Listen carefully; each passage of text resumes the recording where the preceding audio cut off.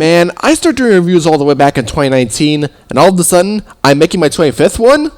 Jeez, where does the time go? With my mindset on planning on what videos I want to make for my channel this year, doing something special for our 25th review was something that did not spring up immediately. Countdowns have mostly been the focus of my channel, but I've continually felt more comfortable fitting reviews in as an alternate main focus. They've been a really good excuse to revisit a lot of my collection, or play something I don't know if I would have experienced otherwise. So if I were to do something big for our 25th review, I believe I would need to make it about a game deeply personal to me. A game that I can make a video that seems much grander and more passionate than a lot of the others. A game like Fire Emblem Fates. Now, I've talked about this game a lot in the past, proclaiming it as one of my favorite games of all time, but even if you aren't familiar with my stuff, I think you might have at least heard about this game somewhere before, for better or for worse. I say for better because the game primarily received high review scores from game critic websites upon its Western release in early 2016. Not to mention, after Awakening saved the Fire Emblem series from cancellation with how well it sold, Fates would proceed to propel it into being at least a B-tier Nintendo series in terms of sales, with it once being the best-selling Fire Emblem game ever before Three Houses overtook it in mid to late 2020. That's a feat I think is worthy of praise, considering Fates came out during a time where interest in 3DS was beginning to wane in favor for the next console generation, back when we knew the Switch as the NX, and when that console was only a year away from its release. Also during that time, Nintendo admittedly wasn't doing so hot critically or financially. Heck, their other console, the Wii U, was practically a lost cause at this point. But I also say for the worse, because to say the game has been divisive among the Fire Emblem community is an understatement. And even that's putting it lightly. There's plenty of people who appreciate Fates for what it did well, and plenty who really hated a lot of the choices made with it. Some very vehemently, and it's been a big source of discourse among them for quite a while. I am absolutely no stranger to showing a large degree of positivity towards media that has garnered a very complicated or negative reputation over time, or even having unpopular opinions for that matter. But even then, thoughts about this particular entry can get very passionate, and it doesn't take much for a discussion about it to get incredibly heated. This statement I'm about to say might sound a little bombastic, but with all the divisiveness and the heated discussions, Fates is in a way to Fire Emblem what The Last Jedi is to Star Wars. An entry that does try a lot of new things, and explores a lot of themes that do make sense in the world created, but also has a lot more debatable aspects and missteps that you can pick apart, especially if you look a little closer into it. At least this series doesn't have an equivalent to The Rise of Skywalker. With that in mind, I wholeheartedly doubt I'm going to solve any discourse or change anyone's minds because, yeah, everything I've said about this game in the past still holds up. I cannot begin to tell you how much I adore this game. I've been playing it ever since its first North American release, and it has still remained one of my favorite games of all time. There's just so much about it that I love and got sucked into, and it's a game I could easily spend so many hours on in a single session that isn't Pokemon. Not to mention, there's quite a few personal memories from its launch here that I have that amplify my love for it.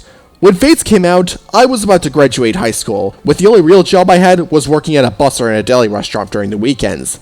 I was at a point where I could start buying some games reasonably. I mean, I did get a couple Wii U and 3DS games when they came out in 2014, and was able to invest more into my PS3 in 2015, but getting games on day one was still a rarity. I was already a fan of Fire Emblem Awakening at the time, and judging what was shown off of Fates at various Nintendo Directs, I was incredibly interested. I mean, it did look more like it was going further with what Awakening established, but I was more than okay with that. And it seemed like Nintendo was really confident in it, given that it did get a spot in Nintendo's E3 2015 presentation, the one that I remember for the puppets and the initial confidence in Star Fox Zero, and that before the game's release in the West, the main protagonist, Corrin, was chosen to be one of the last DLC fighters for Smash 4. One of my favorite characters to play as in that game, and Ultimate by the way. I could just say that the game surpassed my expectations and then some, and then leave it at that, since I wasn't expecting to love it as much as I did, but since it came out during a big period of my life, with graduating high school and starting college, not to mention seeing my older sister graduate college at the same time, Fates was a game I often came back to just to play around with all it offered, including a lot of its DLC throughout that year. That's not even taking into account the numerous fan videos I saw at the time that imagined some of the characters in different scenarios, which helped me feel validated for enjoying the game, some of which I found incredibly touching. Seriously, go check some of these out when you have the time. But another reason why I think it makes for a good candidate for a special review like this is that in review format, Fates is not an easy game to talk about. In a countdown segment, sure, there's lots of ways you can make it as simple as it needs to be, but in a review looking at the whole thing, that's another story. What's probably the game's biggest draw is that you can choose one of two kingdoms you want to side with, and that choice leads you to a completely different route than before. You might have heard about games that have alternate routes that lead to alternate endings, but in Fates' case, not only do the stories of each route change pretty substantially, but the overall gameplay structure does have some differences, despite using the same engine and mechanics. But this choice has generally had mixed reactions because of how this was marketed, and by that, I mean the game was initially sold as a dual release. Birthright being the path where you side with the Kingdom of Hoshido, and generally get a more forgiving experience in gameplay.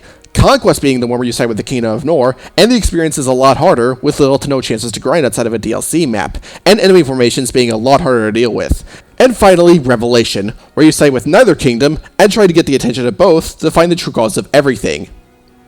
Which was only sold as DLC.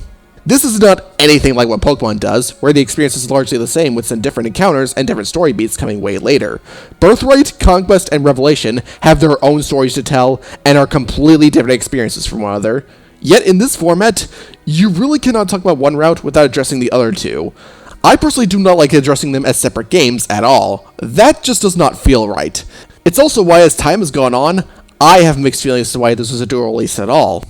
I understand the choice of siding with the kingdom was made loud and clear in the advertising, but there are plot beats in one route that become more clear in the other, if not just straight up answered. Not to mention, Revelation feels like a tie-up in both narrative and gameplay, and that was likely intentional.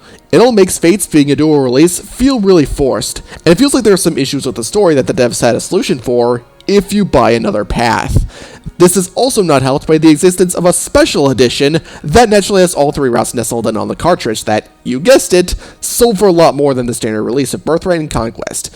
And because it was sold in limited supply, don't be surprised if you find copies that cost more than a month's worth of apartment rent.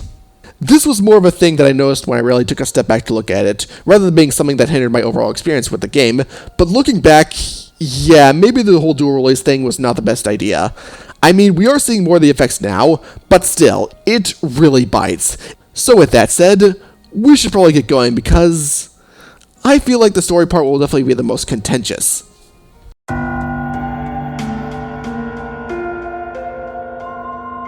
This could be a little complicated. As stated earlier, these three paths have their own stories to tell.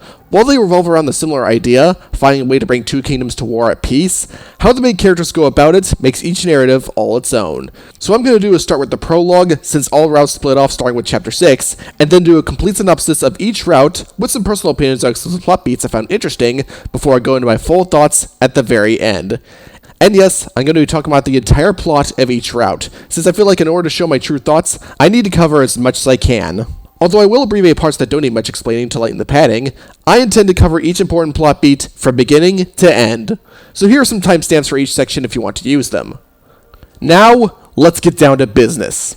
On this continent, there exist two kingdoms, Hoshido and Nor. For many years, the two will be at odds with one another, as Nor is unfortunately facing issues like poverty, a lack of proper resources, and terrible weather patterns. Not to mention, a lot of tragedies that led to corruption and political power. But somewhere within this, considered a royalty of Nor, is Corrin, who has been living a rather lonely life in the northern fortress. Well, for as lonely as you can get with maids that have ice powers, and the occasional visit from siblings. Corrin also doubles as the avatar of the game, a feature brought back from Fire Emblem Awakening, so you can make them any gender and give them any hairstyle you want. After a training session with Xander, their eldest brother, and the Crown Prince of Nor, they finally have a chance to lead the fortress they've been kept in for around 15 years. Geez, forget I said lonely, that's more of an imprisoned life. But I guess they've held up fine. After some brief family moments, where their younger sister Elise does her adorable little sister thing, and everyone pokes fun at the younger brother Leo's collar being on backwards, Corrin's brought to Nor's capital of Castle Krakenberg, where King Garen awaits. He's been pleased with Corrin's progression as a warrior, and wants them to join their efforts by killing the Hoshidan prisoners they've captured using their new sword, Gangglari. However, after the battle, Corrin wasn't comfortable with just taking the lives of two people they never met, and tries to show them mercy, even facing attacks from both Garen and Xander. But the prisoners, Rinka and Kaze, are spared after Leo unleashes a weakened spell that makes it look like he killed them. But Garen still isn't pleased with what has transpired. Ordinarily, he would have executed Corrin right there, but he's willing to give them another chance if they go off and check on a fortress on the border of Nor to see if it could still be used, while also sending a newly elected general named Hans, who is a former criminal. Yeah, Corrin and the other royals are skeptical about all this, and can you blame them? But not seeing much choice in the matter, Corrin progresses with the mission with Hans and veteran knight Gunter. Only for things to go sideways once Hans attempts to kill every Hoshidan at the fortress, and gets his butt handed to him on a silver platter by some samurai. Let's face it, that will happen in this chapter. But after the encounter, after the rest of the Norian royals helped bail Corrin out, Hans didn't take losing very well and attacks Corrin and Gunter, causing the latter to fall into the canyon below. Corrin is then able to fend him off once parts of their body begin to morph into different forms. And then Corrin falls into the pit too after being thrown by Ganglari, yeah, I never really did get this part, and Lilith, Corrin's third maid, who is also in charge of the horses in the stable there, jumps to save them, transforming into her astral dragon form, and taking them to an astral plane, which will go to act as the game's central hub, but we're not reading the last page first. You know, what I see in that sequence, it sounds funny, and it kinda is, but yeah, there's definitely a lot more to Corrin's origins than what's been established as of right now. And if you're wondering, these astral planes aren't that important to the main plot. They're mostly there for gameplay additions, so it makes this moment feel all the weirder. So Corrin's then taken to Hoshido after being knocked out by Rinka, one of the prisoners they saved while in Nor, and brought before their queen Mikoto, who is Corrin's real mother. While there is initial hesitancy, especially since Corrin has no memory of this, it's revealed that Corrin was actually kidnapped by King Garen at an extremely young age after an event where Garen murdered Sumeragi, the previous king of Hoshido. So during Corrin's time in Hoshido, they're able to get acquainted with the Hoshidan royal family, comprising of Ryoma, the crown prince, the eldest princess Hinoka, the younger prince Takumi, and the younger princess Sakura. But perhaps more importantly, they meet a beautiful songstress named Azura. And as it turns out, she was actually abducted by Hoshido in an act of revenge for Corrin's kidnapping, though she has been aware of this for the longest time. Heck, she even chose to remain in Hoshido because she never really lived a good life while in Nor, no doubt due to the landscape Garen touts. And in a very unfortunate occurrence, a shadowy figure who suddenly appeared claims Ganglari from under Corrin's nose, and then uses it to cause a cataclysmic explosion within the capital, taking Mikoto's life in the process. And just like that, everything goes south fast, as Corrin, in an act of pure rage, completely transforms into a feral dragon, and drives off the cloak individual. It's a bitter victory, though, as Corrin is almost completely taken over by this power, even unintentionally attacking Azura, who was trying to calm them down, but they eventually manage to come to their senses and revert back into their original form, remembering their kidnapping in the process.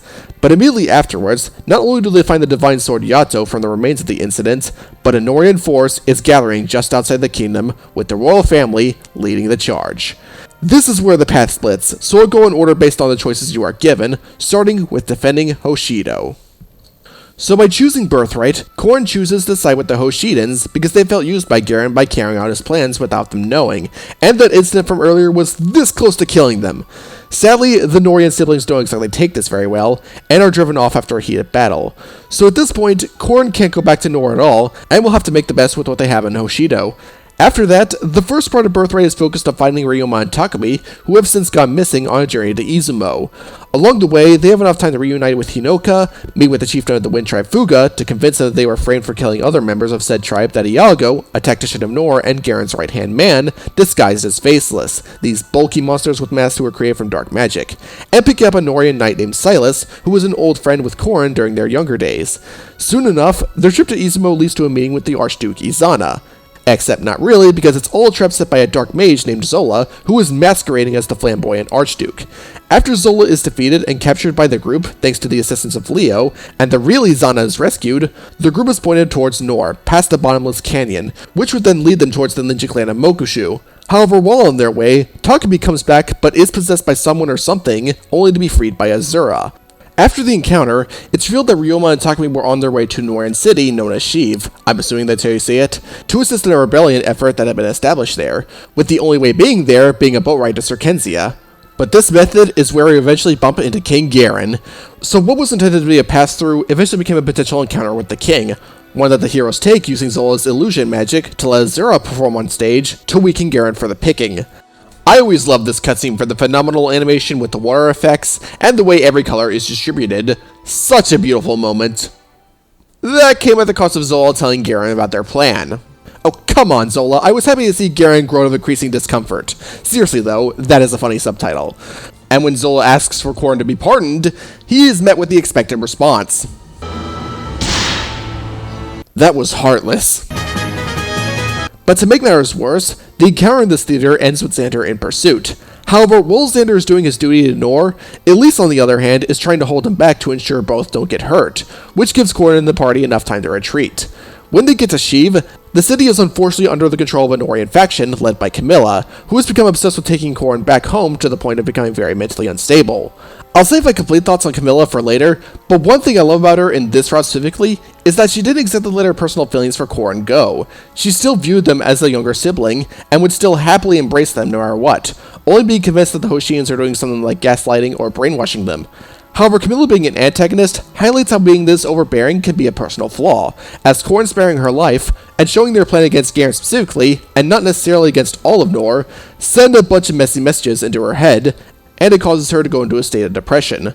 I mean, Leo interrupting didn't exactly help matters, but I still really appreciate how here, the writers aren't afraid of showing the downsides of these decisions that she does try to sort out later. But as soon as Leo arrives with Hans, Ryoma comes to bail everyone out. And now the family's all here, and it's almost time to make way towards Nor and take Garen down.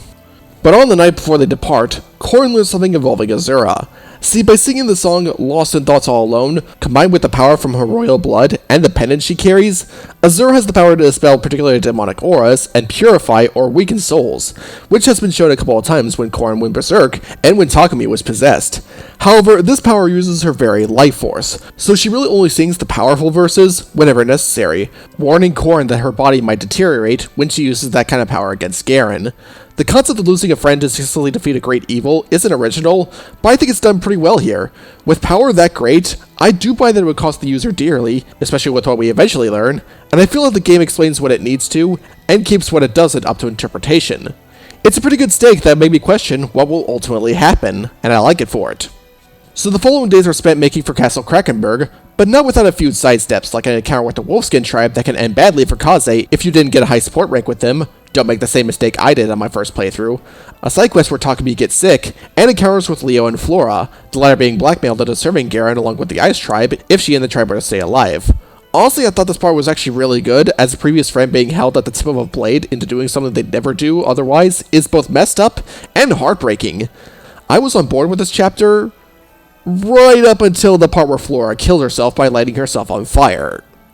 What? Flora, I love you. No, I adore you, but Corrin's forgiven you for this instant. You didn't need to commit suicide because of how bad you made yourself look in front of others. Like, even if Garen and his armies came after you and the remainder of the tribe, I'm sure you all could have worked something out with Corrin and Hoshido. I get on immediately forgiving yourself for something you did, but this is way too far, and the writing is really not strong enough to support it. I wouldn't be surprised if they wrote this scene just to have an excuse to make Flora not playable in this route, to flatten the curve of playable characters here and in Conquest. Leo's encounter in the Woods of the Forlorn was handled a lot better. Leo's hatred for Corrin, and him wanting to stop them through any means, is nothing more than a mask for his insecurities and his jealousy. This is something I'll also go into more into the final plot verdicts, but here, Leo's basically been lying to himself all this time just because he doesn't trust himself to have a viewpoint that doesn't align with his kingdoms, which is happily alleviated in the discussion following the battle. I really like the direction they take with Leo's character in this, because just going off what we saw of him in the prologue, this does feel like a direction he would go in if a favored sibling left the family to be on the opposing side of a war. However, afterwards, Leo recommends that in order to stand up to Nor, they'll need some help from the legendary Rainbow Sage, located at Notre Sagas, and immediately warps them there. After more directions from this old man that leads him to the Sevenfold Sanctuary, where the trial ends with the party getting looped back to the village where the old man reveals himself as the Rainbow Sage, the Yato blade is blessed with the Fusion Yumi's power and transformed into the Noble Yato. Honestly, we're weird to obtain new power, but hey, we take new power regardless. A few battles later, and we finally made it to the capital of Nor, and despite how dilapidated it is, at least there are townsfolk who get by just fine. I mean, yeah, sure, we got this guy here, Shura, who's just scrambling for scraps, but considering his predicament of being from a nation long dead, and him essentially being broke, it makes sense, and it's cool to recruit him afterwards. And the town shown afterwards is a nice reassurance that maybe Nor is not all bad in the face of corrupted royalty, and heck, even Elise is happily selling flowers down here. So I was thinking about discussing my appreciation for how Elise was handled in this route, back when she protected Corrin from Xander, but I figured it'd be more appropriate here. After Corrin defected, Elise was also in a really sad mood, only distracting herself by either going to songstress performances, including the one that Garen was at in Circensia earlier in the game, or by doing what she does best: try to make other people happy. Selling flowers happens to be one such way, like what you see now, but lately it's been harder to do so, as not only has Garen become far more corrupt as time has gone on, but ever since Corrin left, the family had increasingly grew farther and farther apart, thanks to the others caving into their worst traits, as a response to the difficult situation. As such, Elise begins to help the Hoshidans out, escorting them into the castle to hopefully reunite the family. That includes having to face Camilla one last time, but thankfully, she too is fully convinced by Corrin that they never went anywhere, and want the best for the nations and their family. This then leads to a fight with Hans that unfortunately claims Lilith, in case you forgot about her, and an encounter with Iago, where he pulls the rug from under, revealing that he had been using Takumi to spy on them this whole time. So the position you saw back in Mokushu was actually Iago controlling him to keep tabs on their every move. It's why they were driven out of Sheev earlier. I say possessed because Takumi didn't willingly become a spy for Nor. Iago exploited his worst traits, that being his massive inferiority complex towards Korin, Azura, and Ryoma, to make him his agent, against his own will. Honestly, I kind of figured something like this was going on based on the previous position and his lash out in the prologue, but it is great to see him overcome that flaw here, especially depending on his supports, and really tell Iago to screw off. Which, yeah, screw off, Iago. Heck, even Leo comes back to help and kill Iago personally. You love to see it. And then, there's one more loose end to tie up before confronting Garen. Xander. But in the ensuing battle, Elise, in her attempt to stop the family from fighting each other, takes a blow from Xander's blade, asking him to lay down his arms and stop fighting, in her dying breath.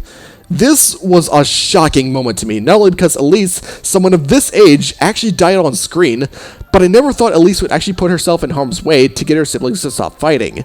But given what else she's done prior to not only spread happiness and protect the ones she loves, I would totally buy she would do this. It does not feel out of character, but sadly, the fighting continues, leading to Xander's downfall. Now, Xander's insistence to fight, despite unintentionally killing his baby sister, I actually found to be emotionally effective. See, being the crown prince, he really doesn't have this kind of choice.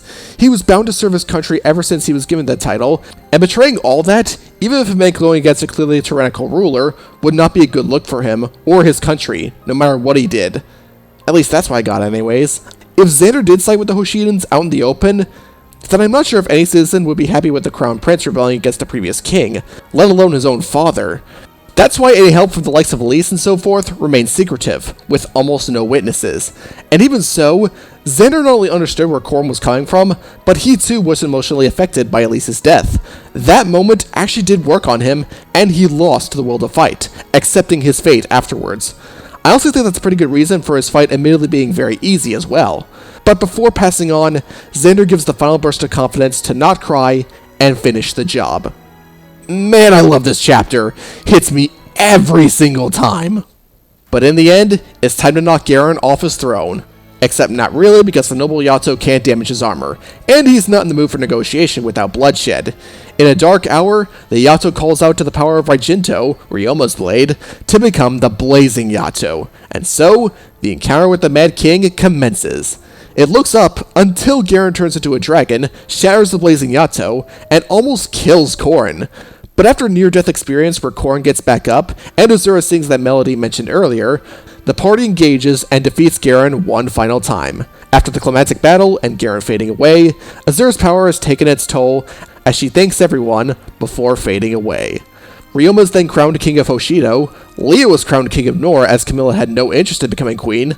I'd give it about 3 years. Peace between the two nations has been achieved after Ryoma gives a speech establishing their new bond, and Korin meets a supposed mirage of Azura by the same lake they first met, and believes that they might meet again someday.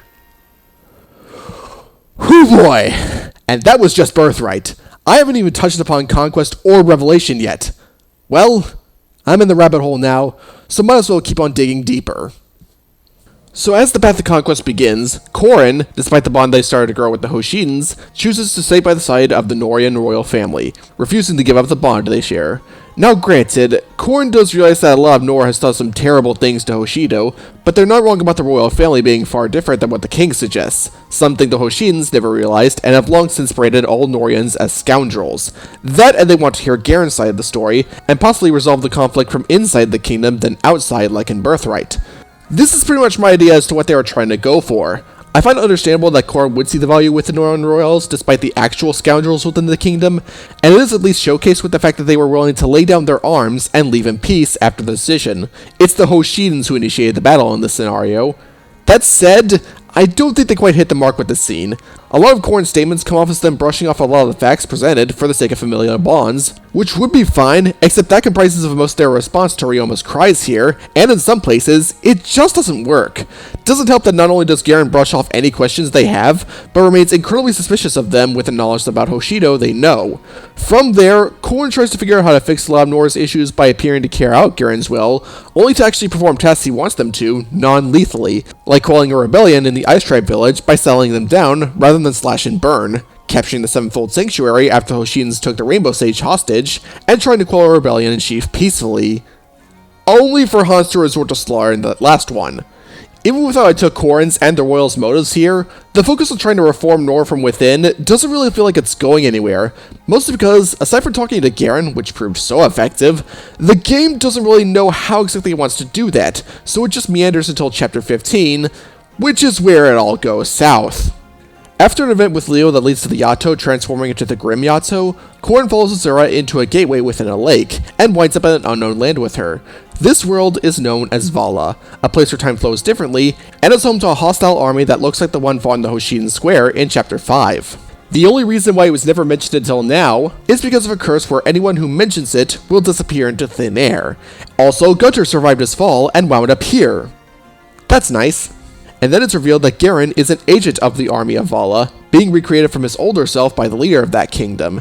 Now, to really quickly address this bit, it's highly implied that Garen would have become a corrupt leader either way, thanks to his harmful habits and several things that happened long before the game's events kicked off. So I don't believe his credibility just completely disappears. I still do think it could have been written better, but I don't think the sum of this issue is as simple as one sentence. That being said, there now needs to be a way to reveal the truth to everyone without mentioning Vala at all. And sadly, the only way to do this is to get him to sit on the Hoshidan throne, which is said to reveal the true form of those who sit on it. By invading Hoshido. This is where the story now attempts to be a villain route, but at the same time, not really. We at least get some individual moments that don't completely forward the focus, but are cool in a bubble, and a well done encounter with Ryoma as well. I really like how they handled Ryoma's reaction to Korrin going rogue, because his dialogue actually does a solid job showing how truly hurt he is, especially when you actually fight him near the end of the game. On top of how he caves into his worst traits, trying to portray Hoshido as good and noble, and Nora as evil and savage, not even being completely phased when it comes to the lack of bloodshed, unlike Hinoka and some other characters. And I totally buy that he would eventually come to see what Korrin was trying to do wasn't completely the same as Garen, and the scene where he commits seppuku to spare Korrin the pain of killing him, and give them a way to bring peace, was very well done. I would also file Takumi under the category of a fitting reaction to Korrin's defection because of his personal flaws, but all it really amounts to was alluding to the evil within the aforementioned Vala, and giving them an excuse to make him the final boss.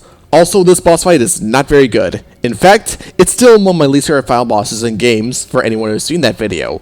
Afterwards, Nor gladly returns Hoshido's power to them, and Xander, now crowned the new king of Nor, establishes a new era of peace, and vows never to make the same mistakes as the kings of the past. And also, Azura's fate is left unknown. Was I supposed to sum up a Conquest story in that amount of time? I am shocked I spent more time with Birthright than this. Oh well, guess we got one more to go. So Revelation begins with Korrin outright refusing to pick a side, not bearing the thought of fighting either family. However, the families clash anyway in order to convince them to come home, whatever home that may be. This only stops when Korrin, Azura, and Felicia, or Jacob if Korrin is female, take out the troops from both armies, which leads both to believe that this is an act of treason. Well, crap. After a forced retreat, Azura takes Korrin to the bottomless canyon where they lost Gunter prior, and by jumping into the canyon, a new path to the Kingdom of Vala is revealed. To repeat what I said in the Conquest segment, Vala is an ancient kingdom located between Hoshido and Nor, where time flows differently, and is also Azura's birthplace. But its current barren and empty state was caused by the descent into madness of one of the first dragons, the Silent Dragon on Nankos. What's more is that this event would cause Azura's mother, Arate, to flee with the young Azura, where they would find hospitality in Nor, before Arate married Garen. This is also where Azura tells Korrin that Nankos is the exact god manipulating Garen, like again, what I brought up in Conquest. So with that information, and Gunter in tow, which for those who skipped the Conquest portion, he survives the fall, the main objective to unite the families is set into motion. The two caveats is that they can't speak of Vala beyond the borders, because of the curse that will cause anyone who does so to disappear, in fact that's apparently what happened to Arate, and they need to do it when the bottomless canyon can act as the gateway to Vala for anyone, which is when the skies of Hoshido and Nor switch. Their first stop to Fort Jinya in Hoshido doesn't exactly go well, as a Hoshidan brigade led by Yukimura tries to capture them, but the fight begins once Sakura steps in and convinces everyone that Korrin might know something others don't. Hey, good timing Sakura, you stopped Saizo from blowing himself up. Their troubles then take them to Izumo, where yet again, Zola attempts to trap them using his Izana disguise, though it is cool to see Gunter immediately see through the ruse just by instinct. But they don't use Zola for anything else, unlike Birthright. Leo kills him after the encounter. Leo is, like in Birthright, embittered by Corrin's choice, and their story is promptly dismissed, expectedly, though not without him at least hearing them out for a bit. Though unlike Birthright, Takumi is actually found here without an inch of possession. Initially very distant to Corrin, and devastated to see Sakura traveling with them, he only chooses to join after Izana communicates with the gods and convinces him to do so. At the cost of the Archduke's own life. Yeah, I didn't really see the need to kill Izana on this route. Izana's a fun guy, he doesn't need to go. Though before passing on, Izana gives Corrin a clue to go meet the dragon. With not much of an idea as to where to go to find someone who might know what that meant, their troubles would eventually take them through Mokushu, where Saizo is recruited, and lead to a confrontation with Flora and Camilla, and eventually an entire battleground with Ryoma and Xander on it. Camilla in particular joins after a really well done character moment where she lays down her life to Corrin so she doesn't need to face execution, but they allow her to come with them to show that no matter what, they're still her little sibling they cared for after all this time. As for Flora, she does not set herself on fire, very thankfully. I'd be very sad if she did that here, likely for the wrong reasons. Instead, she just ties up some loose ends with the Ice Tribe before joining the party later on in the game, so I'm thankful for that. The battle between Ryoma and Xander doesn't go too well, as the Valite soldiers are, well, invisible, and stopping the destruction likely means getting caught in the crossfire. Though you still can fight both if you wish. It's hard, but you can do it. Though regardless, not only do Ryoma and Xander at least agree to meet at the Bottomless Canyon when the time is right, but Ryoma in particular points them to the direction of the Rainbow Sage, taking them to Notre Sagesse and picking up Elise, Silas, and a couple others along the way. After the Sage's test, the Rainbow Sage not only grants the Yato more power, turning it into the Alpha Yato, but also explains that he is one of the first dragons from ages past, and that this entire conflict and the whole story is the result of a war between them that occurred long ago and never saw resolution. During the time of this war, the Rainbow Sage would seek the aid of humans to help end the conflict, thus leading to the creation of not just the Yato, but also Raijinto, Ryoma's sword, the Fusion Yumi, Takumi's bow, Brynhild, Leo's tome, and Siegfried, Xander's sword. And if those four were to lend their power to the Yato, then it would transform into what they call the Fire Emblem. So the Fire Emblem of this world is an entire weapon formed from the might of 5 heroes. Okay, I can get behind that. But this was also done because the first dragon's power came at a cost. If they are unable to keep themselves in check after some time, their minds will be completely lost, and they will become vulnerable to degeneration before descending into insanity, which is what's happening to Anankos right now. In fact, the Alpha Yato was created because the Sage used up all of his life force to give it all that he had. So with the Sage now gone, and with the night coming, it's time for everyone to meet and make their way towards Vala. Though not before dealing with Hans and Iago one last time. Hey, I never tire of kicking both these two in the face. Neither does my baby girl Kana. Look at her score 2 crits on Hans here! With the royal families choosing to put their differences aside for the time being to fight the true threat to their kingdoms, the journey within Vala begins. But unfortunately, now without a Valite soldier attacking Korra mid-dive, with Scarlet, leader of the Resistance in Chief that joined Ryoma's efforts, sacrificing herself for them. By losing an ally right off the bat, it was clear that Anankos had been expecting them, and was throwing all he could their way.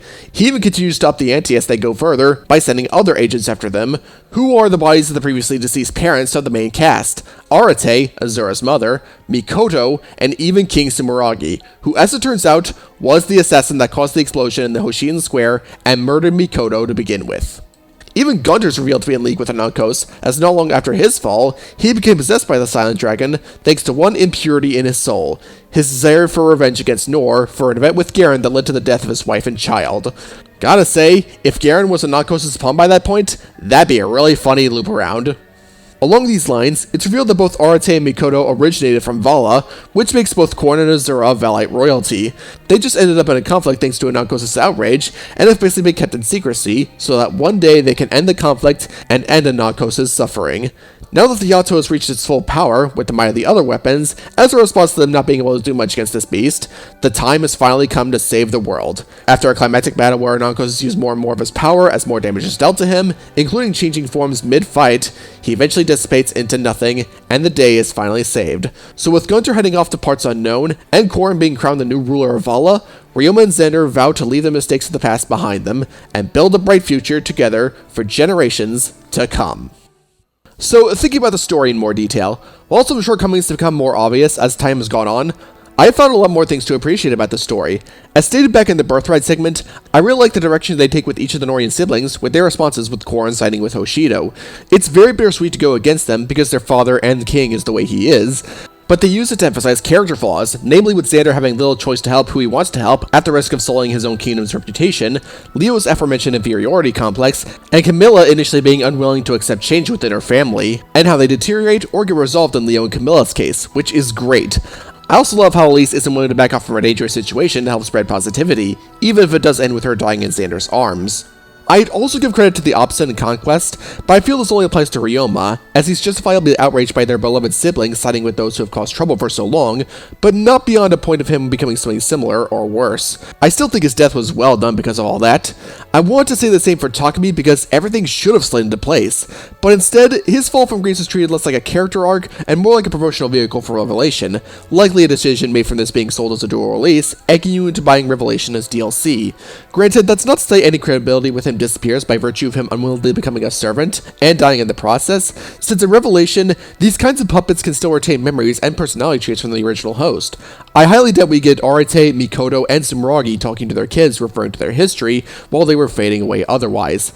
Takumi was more than likely in control of his own actions by Conquest Chapter 10, even having a moment where he tries to not cave into what was inside him, and while his original self was less apparent in future encounters, him falling off the Great Wall of Hoshido makes way more sense if what was inside him was more of a voice in his head that just about completed the possession right before he falls off.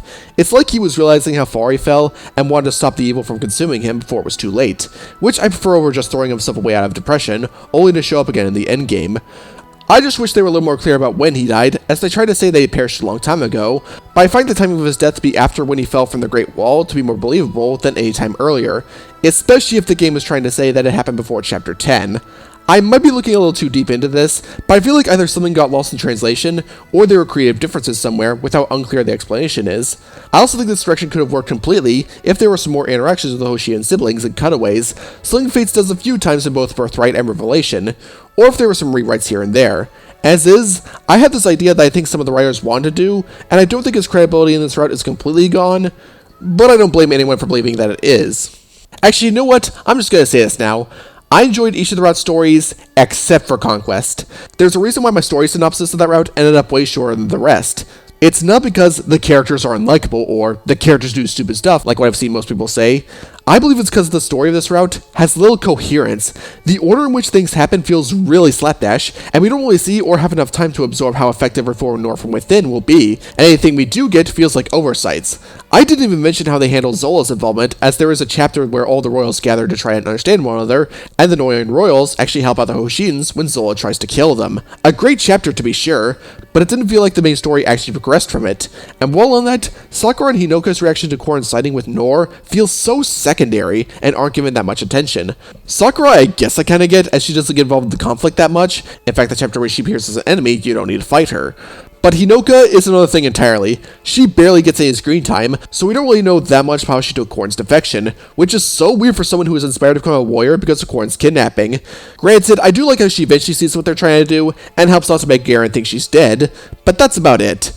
The only real goal in mind is trying to expose Garen's true form after learning Avala, but the story just becomes even looser because it tries to stick to what it's been doing before, but also trying to be a villain route and a teaser for Revelation. And it just gets out of hand. Birthright and Revelation absolutely have a structure to them, but on top of them remaining focused, the character moments helped amplify them and made up for any potential issues in my eyes. Conquest has plenty of great character moments like the Izumo chapter, the Aftermath of the Ice Tribe chapter, the confrontation with Ryoma and his subsequent death, rebelling against Hans and Iago, and even Takumi falling off the Great Wall of Hoshido, but I sadly do not believe it makes up for the issues. In fact, I'm just going to get out what might be the spiciest of my story takes right here. I think that a lot of the negative views on the story across all of Fates were influenced for the worse because of Conquest. Things just happen with incredibly weak or sometimes no connection whatsoever, and most of the moments the game wants me to find big just don't have the payoff that I think they should have, and I can see it leaving the complete wrong idea on Birthright and Revelations narratives because of it, especially to those who started playing Fates with Conquest. Yet again, a consequence of this being sold as a dual release. I really don't blame anyone if that is truly the case. Yes, Birthright and Revelation did have their fair share of less important moments too, but not only did the way they were implemented feel more cohesive, but it also felt like there was at least some form of connection, and more importantly, progression in mind. Conquest just feels like it can't decide on what it wants to be throughout most of its runtime, and only decides on its last third with almost no build-up, and that's why this route's story falters for me. I didn't hate it overall, then again it takes a lot for a game's story to get under my skin, but it is easily my least favorite of the routes plot-wise. Birthright Revelation, though, I really got into. Their stories are not amazing, do not misquote me there, but I think these are much better at what the game is trying to do. While in Conquest, it was very hard to tell if the story was leading the characters or vice versa, here I can at least tell that both these are narratives where the characters lead the story, and I actually like this more than the opposite, across all media. For starters, I think Takumi's character in Birthright is much better handled. Wanna know why I brought up one potential thing they could have done with him in Conquest, having a personal flaw exploited? That's basically how it's handled here, only Iago has more of a role in it. See, Takuma's negative feelings didn't go anywhere, even if coincides with Hoshido. While sure, he isn't as abrasive, he still feels very secondary compared to everyone else, and still doubts himself when it comes to certain things, which led to any possible possession getting the better of him. And I love the payoff near the end where Takumi sees Korin for who they truly are, and accepts his role and how important he truly is, overcoming his insecurities, and showing Iago who's boss after he used him to spy on the others. I love character arcs like this, and how they handled Takumi here is absolutely no exception. I've already brought up how well I think the Noyan roles were handled in Birthright as well, but to bring up the chapter with Xander again, killing off Elise may have been tragic, but I felt it was effective because there was the sense like they were building it up without it being too obvious, and it stays in line with what the characters would actually do. Revelation keeps up the great character moments for new recruitment coming at a solid pace, especially when we get to see other characters' takes on the matter, and there's even moments where things can breathe for a moment, and we see different characters interpret the situation, questioning what Korin knows, or in Xander and Leo's case, witness how the route essentially ejected Garen from plot importance. Nohr and Hoshido as kingdoms are also very interesting. They're very charming visually, and I do like how well we get to know each of them, especially when it gives more insight on their ongoing feud. Heck, I really like how rather chill and nice Nohr is in terms of people, despite who is leading them. Sure, we don't get a ton of that, but with people doing their best to be happy, healthy, and prosperous, I legit want to help out this nation however possible, and it's great to see that even the Hoshidans see that Nohr really isn't as barbaric of a place as they were initially led to believe. Another thing I thought was done really well was the return of Owain, Severa, and Inigo from Fire Emblem Awakening. Yeah, I don't think I'm spoiling too much by saying that these three actually came back, going under the names of Odin, Selena, and Laszlo respectively now. But this isn't just cheap cameos or references for the sake of it. They legit let these three grow up and build off their characters and give them fun new interactions with others, on top of using their presence to explore the lore. I was really surprised how well they were handled, if only for the fact that I enjoyed Severa a lot more here. Her smarminess isn't grating, and she legit does have a sense of camaraderie with her peers and respect for her higher-ups. This is not to say I enjoyed everything about these two stories. To name an obvious thing, I think the Vala curse is really dumb. The concept of disappearing as soon as this place is mentioned feels way too outlandish and not in a fun way, more in a really cheap way. I also think it would have been way better if it was kept in something like a land that only existed in fiction in Hoshiden and Nohrian eyes, or getting there via the bottomless canyon or a portal in a lake being very hard to believe. It would make convincing everyone far more effective, as everyone would know how completely ridiculous that sounds, and more than likely not change much about Revelation. Sure, in Conquest, a lot would need to be rewritten to accommodate for that, and we would likely not get invading Hoshido, but I'm sure anyone who wanted a villain route would be fine with a workaround. Also in Revelation's case, when we get to Vala, the narrative starts to get a little loose again. Aside from a lot of good character moments, it just dials down to taking on whatever's ahead. I neglected to mention this one citizen called Anthony, who comes to be a tag-along for a bit, before being revealed to be a servant of Anonkos, and then is relegated to a faceless boss encounter soon after. Like that was needed. And for another thing, while I can live with many locations and groups of people not getting as much screen time as I want them to, even if more would have been awesome in the Elemental Tribe's case, I wish we learned more about Vala. We get something akin to a brief description of what it was like before Anonkos went mad, but we're just told it was peaceful and not shown. Heck, we don't even see what it becomes once Anonkos is dealt with, which is a pretty big problem considering this is supposed to be the nation Korin is going to lead at the end. The ending is satisfying as is, but I think knowing what it will become would have made it even better. And to hopefully end my issues with the story, I find Sumeragi, Garen, and Anonkos to be rather weak antagonists, Garen especially. Now, I don't fully believe he was nice and suddenly switched just like that. I think he was once much more of a benevolent man whose descent into madness was a slow burn effect, and then the Anonkos event happened similar to Gunter. But most of the backstory is not shown to us at all, only told in very small increments. In fact, most of the time, Xander only says he's not the man he used to be. Well, what was he? I want to see more of what he was like. I want to care more about him if I want to find his change more tragic. It makes it harder to view him beyond a pretty generic villain and side with the kingdom he leads in Conquest. I don't have an issue with him being this power hungry, Fire Emblem does love its evil kings, but more definitely need to be done with him in order to benefit all choices and find him more engaging as a villain. Heck, in Revelation, he's basically sidelined by a Nankos, who is a better villain overall, but not by that much. I'm done with the degeneration part, but even with Conquest allusions to Revelation, Nankos is largely absent from most of the story, and again, the reasons to fear him are told and not shown. Like, I didn't even know about a few parts of his backstory until looking them up for this review, like how some people legit tried to kill him out of rage during his fall, and other parts only get brought up in DLC, like how before he became a monster, he did receive support from the first king of Vala before he sadly passed, and that the last of his sanity took a physical form that would marry Mikoto and bear a child, which means Nankos is technically Corrin's father. No! That physical part is also what brought Owain, Severin, and Inigo here, and gave them their new power. There are parts that are legitimately interesting, and it's why I prefer him over Garen, but still, I don't appreciate these making up for what isn't there in Revelation, rather than amplifying what is there. As for Sumeragi, while I do like what we do give him post Nankos control, I wish he had more presence. Aside from the explosion in the prologue, one moment in Birthright, his fight in Revelation, and his fight in the DLC chapter, he doesn't participate in the plot. For someone who largely helped set the war off, I think it would have been cool to see him sabotage different events at other points, and maybe even have more fights with them, maybe make him an equivalent of a rival character or something.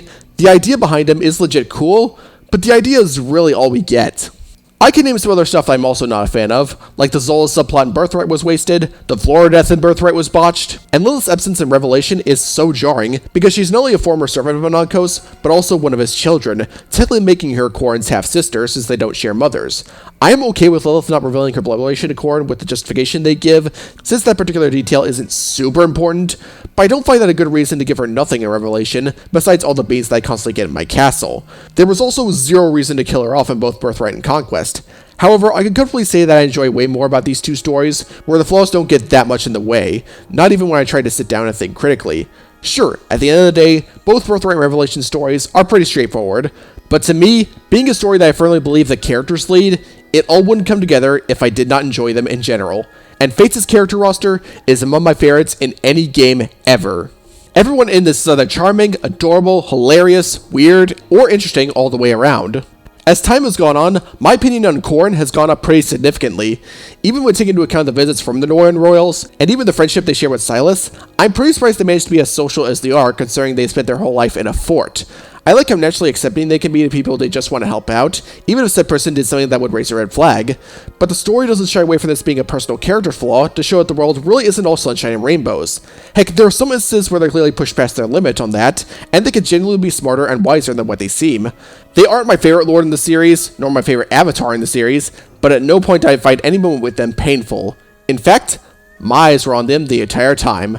The same goes for the members of both royal families and Azura. To give some of my favorites to the former, and by proxy mention Takumi again, I really like how his own choices in both Birthright and Revelation generally help him with his jealousy, and become a better person for it. He reminds me a lot of Luke von Fabra from Tales of the Abyss, starting off incredibly immature and jumping to conclusions, before eventually seeing his own strengths and weaknesses, and using that to help people and himself. Leo I also love for similar reasons. We do see more of how little favoritism he gets compared to the other siblings, but in his case, it feels like he's always trying to keep a cool head and looking at things more logically, appearing far more dignified in public scenarios compared to Takumi. He always does his best, even if he's not sure on how to handle a situation, and he's a good boy for it. Camilla is a big favorite of mine too. Her doting nature comes off as a lot more wholesome than uncomfortable, mostly because of the fact that she wants to give motherly love to everyone she cares about, to ensure that they have what she never did, since her own mother only used her to get with Garen, ultimately labeling her as a means to an end. It's very tragic to think about, and I like to think she chooses to give Corrin this love, not only because of this, but also because they were the first younger sibling they really got to know. Not to mention the family never really had a definitive mother, so I really admire Camilla for filling in that void for every member of her family. Actually, on that note, I want to address a belief most people have that's been bothering me. I am really sorry to drag Corrin back into the spotlight for a minute, but since I feel this affects most of the central cast, I figure it's better said here. I've seen many people say that a lot of events and personality changes among the royals are not a visualization of character flaws, but instead a showcase that everything hinges on Corrin, believing the game was propping them up to be this end-all be-all character for everything. I'm sorry, but I just don't see it like that. I find it really natural that both the families would take a defection from Corrin to heart, considering one lost them at a young age to an evil king, while the other thought of them as family despite not sharing the same blood, and not sharing the same sentiment their father set a precedence for. I'm going to ignore the fact that most of them likely didn't focus on Corrin all the time, with maybe the exception of Camilla, and even then, that's a big stretch, since this is a war between two nations, and I'm going to ignore how some of what Corrin does in two routes makes things harder for one side, not to mention smaller parts of the world don't turn out for the better regardless of route. But in the case of Camilla, because Corrin was likely the first child she treasured, knowing that one of the biggest things she loves is fighting on the opposite side of an army at war would undoubtedly tear her up. It would tear anyone up. Heck, near the end of the route, she even realized how desperate she got, so she isn't completely in the right, and that's part of the point. It would also be natural for Ryoma to take it to heart, because he views Corrin's kidnapping as a failure to protect them from harm, and Corrin fighting for Nohr would mean he technically failed to protect them again, but it would make his work to improve himself almost meaningless. I totally get why these two would act the way they would, and all these reactions feel like ones any human attached to someone like this would actually do, and that's not even mentioning how the other royals handle it. On top of that, it would be natural for one's feelings for another to bleed over into another situation that said other person has no involvement in. Sure, we don't always know what happens to every place and every route, but there's little evidence that Corrin was truly involved with everything that happens. In fact, I'd argue the worst incidents are more to goad Hoshido and Nohr into fighting each other and cloud their views even further. But a lot of that info doesn't need to be spoon-fed, it can be left up to interpretation. Like, I seriously doubt that Corrin was solely the reason Circensia was attacked by Volite soldiers in Revelation. And sure, this might seem a bit weird considering there were many moments that gave too little information that sorely needed it, but I feel there's plenty of moments where that doesn't apply, and you can just put the pieces together based on what happened previously and the state of certain characters. Whew! Sorry about that, just wanted to get that off my chest because I feel the gravitation towards Corrin isn't as bad as it's made out to be. Anywho, here's Elise and Sakura. Yay! I'm so happy! I will do everything in my power to make sure you two remain happy and healthy. So for one last main character, I want to mention Azura. Again, some of you may remember that I called her my favorite character in all of video gaming, and my thoughts since then have not changed a bit. Azura is probably the most human character in this cast, initially starting out as more distant than Corrin, before gradually opening up as she gets to know them, and everyone else on the journey, finding ways to move forward despite everything that has it out for her, and regularly communicating with others when they need it just makes her a joy to watch. It's even more effective when she was bullied and treated as an outcast during her life in Nohr, yet perfectly well treated in Hoshido. Takemi's suspicions notwithstanding. So I really do enjoy seeing her grow in every route, trying to understand what Corrin intends to do, without straying too far from the facts. She's taken steps further in her support conversations, as her strengths and flaws are explored way more, and she has more room to be generally weird sometimes. In fact, every character in this game has room to develop and be weird in supports. Now, these do not usually connect to the main story in any way, but I'm totally okay with that, because we get to see these people just be people in their spare time. This has been a staple since the GBA days for a reason, but I think the supports here are some of the funniest, sweetest, and even interesting they've been across the whole series, and this is where I'm able to appreciate playable characters outside of the Royals, some of my other favorites being Flora, who I really feel sorry for getting the short end of the stick despite her best efforts, Felicia, who is a complete ditz and I love her, P.S. Flora and Felicia are the Elsa and Anna of the game, respectively, don't change my mind, Silas, who is probably the best friend you could ever ask for, Orochi, who is endearing, hilarious, and a lot more wise than she lets on, Izana, because I love benevolent rulers who have a degree of flamboyancy, and Nyx, who is borderline fascinating in terms of concept. Heck, they brought back second-gen characters from Awakening, and while the in-game reasoning is very dumb, considering we get characters like Shigure, Ophelia, Soleil, Forest, Kiragi, Selkie, Valoria, and my precious baby Kana, I don't care in the end. I will love my baby girl for as long as I can. Leave me be. Alright, I know the story of this game isn't the most highly regarded, with some even turning away from this game because of it, and others blaming it for how divisive it is. And looking at it in more detail, while I do question a few of the complaints, none of these stories as a whole are my favorites ever. Conquest felt like it had great ideas, but just didn't know how to get to them. Birthright did handle a lot of character arcs great, but it was still kind of run-of-the-mill, and Revelation had a lot of great character arcs and moments, but a few important things didn't get the writing they deserve. So I do understand where some people are coming from in regards to their criticisms, and there are a few things I do agree with. But with all that said, because the characters did so much for me, and how the conflict between them was strengthened, I really found myself enjoying these stories. Except Conquest, and they feed into my preference of character-driven narratives. A story can be as complex as it wants to be, but I only find myself getting into it if I care about everyone, and I do here. I want to see everyone succeed and find their happy ending, and I think keeping a story synopsis down to its bare bones in a few sentences does a massive disservice to the characterization. That's not to say the characters are the only thing that matter in a story, nor am I trying to discredit narratives where the message and themes are more of a priority. But on top of getting invested to see everyone get as happy as an ending as possible, there's also the question of what the game is truly about. To me, the game is about learning who you want to or should trust, and uniting those you love for a common cause, no matter their differences. To me, it's about learning how you can help to give the best to those you love, while accepting whatever dilemmas and consequences will come along the way.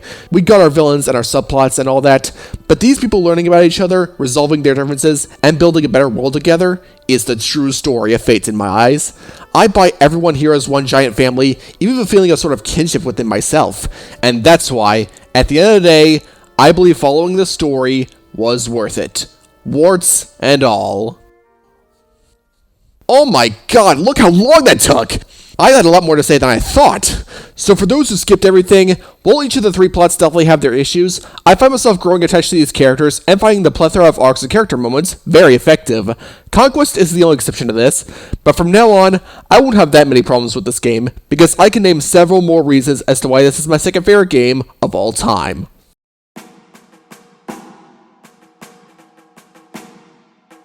My expectations for the overall presentation for this game are much different than they usually are, since we're dealing with a game for a handheld system that doesn't even have a caliber of the power as most consoles I reviewed games for.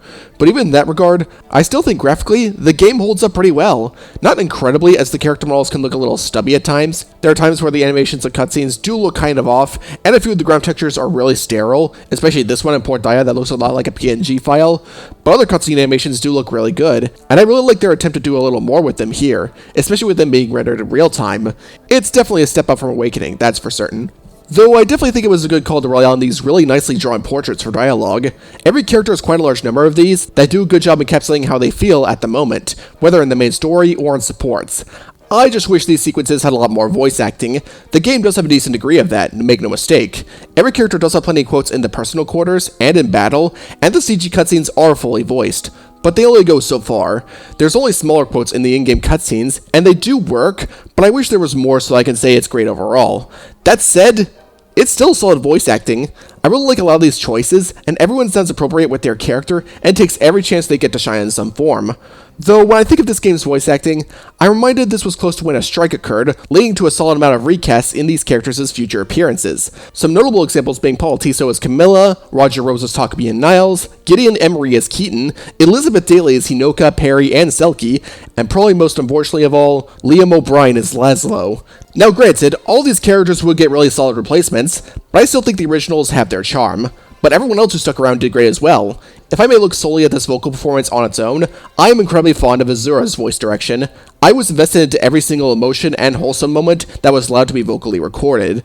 As for the others, if Elise and Sakura weren't already making my heart melt, then their voice performances definitely pitched in. Brianna Knickerbocker perfects Sakura's gentle and polite manners, while Natalie Lander makes Elise's optimism just the sweetest thing.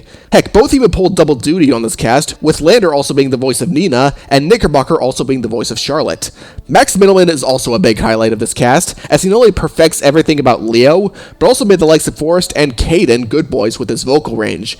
So glad this game was my introduction to him. A lot of other voice acting highlights would definitely be Matthew Mercer as Ryoma, Azama, and Shigure, Daniel Judovitz as a female Corrin voice option, Lilith, and female Kana, Julie Ann Taylor as Flora and Selena, Cam Clark as a male Corrin voice option, Hinata and Arthur, Kaichi Tang as Odin and Shiro, Yuri Lowenthal as another male Corrin voice option, and Kiragi, and Anthony Del Rio as Silas and Percy. While this voice direction is great for Percy, it is really hard to not think of Pit from Kid Icarus Uprising while listening to him. Nice room. I'd bring Ace, but he'd never fit. Who's got 2 thumbs and loves hot springs? Everyone with 2 thumbs! Shame that Ali Hillis, Hidden Walsh, and S. Scott Bullock are nowhere to be seen in this cast. Since I mentioned the CG cutscenes, my goodness, these look incredible. These were done by Studio Anima, who have done a lot of animation work for Nintendo, including the CG cutscenes for Awakening, and I am overjoyed they kept them for this installment.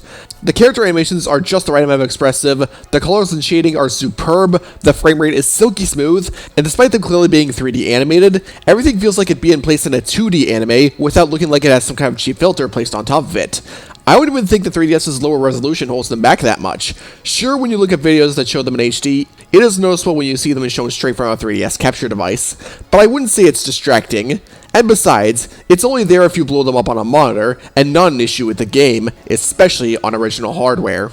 Though now that I mentioned anime for a bit, you can imagine how much I found it cool and hilarious that the game's live 2D character models for the personal quarters were animated by Studio Trigger, which means we could say that the team behind Kill la Kill helped animate things for Fire Emblem, Shantae, and Star Wars. I'm really happy we live in a timeline where we can say that. Going back to the models, it's hard to notice that many issues with them in gameplay thanks to the stylized attack animations they have in battle.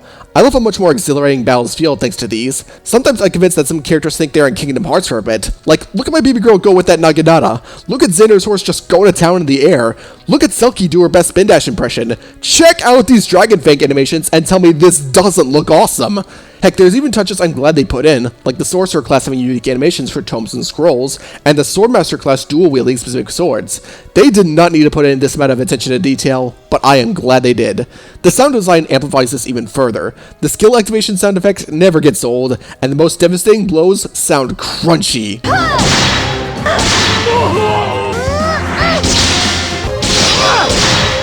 It's intoxicating, especially when characters either activate a skill or get a critical hit, and their portraits get this sweet cut in, and you get to hear one of their critical hit quotes. Side note, the royals do share one critical quote with each of their retainers, which I think is a neat touch. I even love how these transition from the overhead map. With the exception of battles inside forge tiles, all the environments are loaded in for both the overhead view and the battle view, so we can zoom in with this cool effect immediately into the action without the need for a black screen, and keep the pace and adrenaline going. It also helps that the game has a wonderful UI, making it easier to focus on the map and what you see in battle. There are a few pop-up menus and notifications on the top screen to show you how a particular tile will affect your void rates, and the pop-up menus are kept nice and clean to let you know what a unit can do at the time, and how a particular battle will go. For that last one, you can even toggle it to have the statistics appear in full detail on the top screen. Everything else is on the bottom screen, from character setups to a mini-map that shows you where everyone is and which units have already acted. I love this because not only do these menus look really nice, but the game is using the advantages it has of being on the 3DS to reduce clutter and give the player more of a chance to focus on what they're seeing, which is appreciated.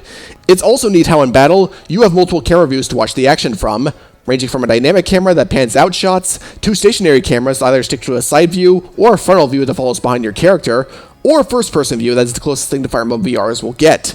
The only thing I wish wasn't the case with the side and dynamic views is that whenever the camera gets caught on a background object or a wall, it either randomly cuts to another angle, or views the battle from overhead. Looking at the battle this way isn't as engaging, and I wish it wouldn't do that. But when the right views work, they really make battles more of a spectacle to witness. The environments themselves are also incredibly pleasing to look at. Sure, there is a muddy texture here and there, but they always manage to make each battleground feel big, and even the more muted backgrounds don't get dull. And now that I mentioned every visual detail, I just want to say that I adore this game's art direction. It is a prime example as to why I'm a fan of Yusuke Kozaki as an artist. Even if Awakening was the first Fire Emblem game he was the character designer for, I feel like this was a step in the right direction for him. I love these character designs all across the board. Even the simpler ones have something eye-catching about them that isn't overbearing, and it's why I remember something about every character, even the ones that are less memorable in terms of personality. Even the designs of the nameless NPCs are marvelous. I'm impressed by how committed he was on this project, and I am so happy Intelligent Systems is still giving him work with this series to this very day. On that note, why don't I have this art book? But now we get to my favorite part of the presentation, this soundtrack. It is glorious. Like, I don't recall that many audio adaptations with the 3DS, but this line of composers created something truly majestic with all the musical styles here. It utilizes a lot of instruments from both Japanese and European culture to reflect upon Hoshido and Noa respectively, and the composers did their best with everything they had. I appreciate them also letting each map have a calm version for the overhead view, and a roar version to amplify the tension of battle, and both are just bliss to listen. My favorites in this area being Past Light,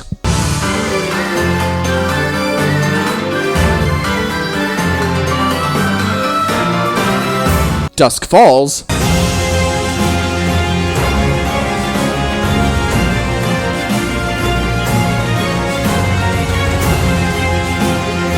A Dark Fall,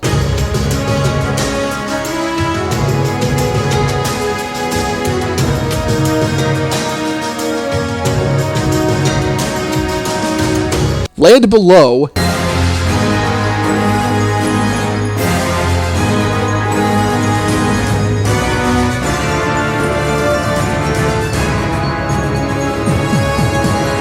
and especially a light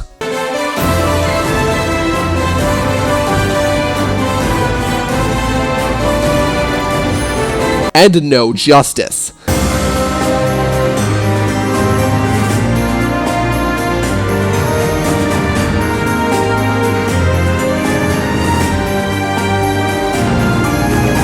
But it doesn't stop there. The boss themes are also spectacular. Tracks like Rage in the Light and Squirm in the Dark are just so imposing to give off the impression like something's about to go down.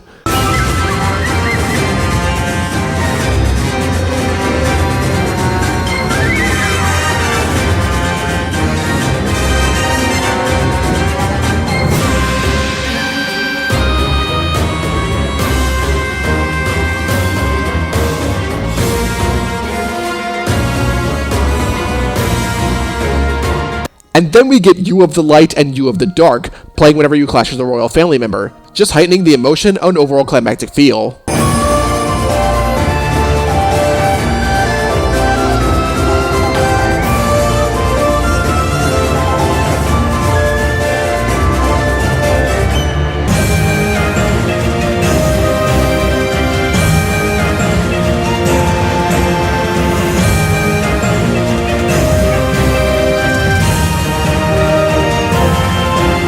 Destiny by Blood, which is just booming, yet oddly melancholic.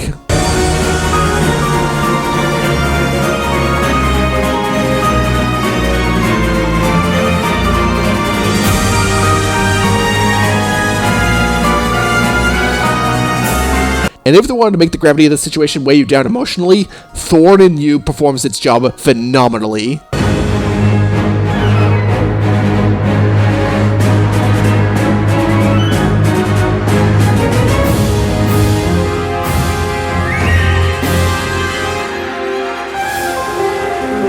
Brilliant. Absolutely brilliant.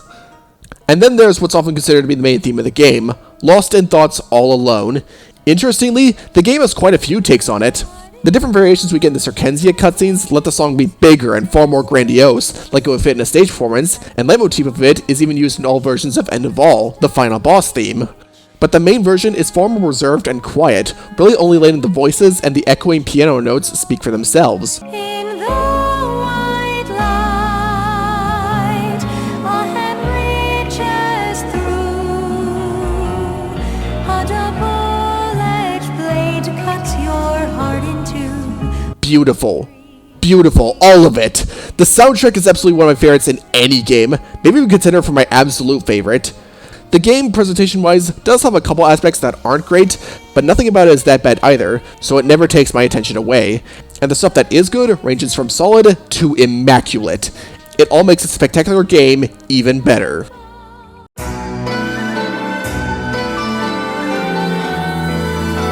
I may love a lot about the story and the presentation, but in the end, it's the gameplay that really got me to sink those playtime hours in.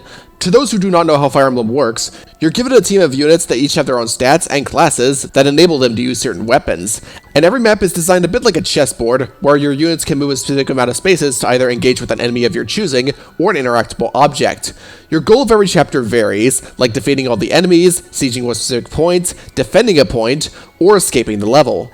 Every unit has their own stats, which consist of HP, basically that unit's health, where the unit either dies or is ejected for the rest of the chapter if it reaches 0, more of that later on. Strength, which dictates how much damage they'll do with a physical weapon, like a sword, an axe, a lance, or a bow. Magic, which determines how much damage they will do with tomes or other magic-based weaponry, and how much they'll heal with the staff. Skill, which dictates both their hit rate and critical rate. Speed, where a unit can make a follow-up attack if they're 4 points faster than the opponent. Luck, which alters a unit's evasion rate and reduces the opponent's critical rate. Defense, which reduces damage they take from physical weapons. Resistance, which reduces damage they take from magical weapons. And movement, which is how many tiles a unit can fully move in a single turn. So with how all this is set up, it's ideal to look for what a unit excels in, and look to see what you'll be up against, since generic enemies have specific stat arrangements based on their class. For example, enemy berserkers usually have high HP and strength, but little resistance. Ninjas are blisteringly fast and have good skill, but are physically frail. Generals have high HP and defense, but low resistance, among many others. But for your units, it does get a little more varied. For example, Kouhai hits a little lighter than other ninja and can't take physical hits too much, but his higher resistance means he can handle magic a bit better.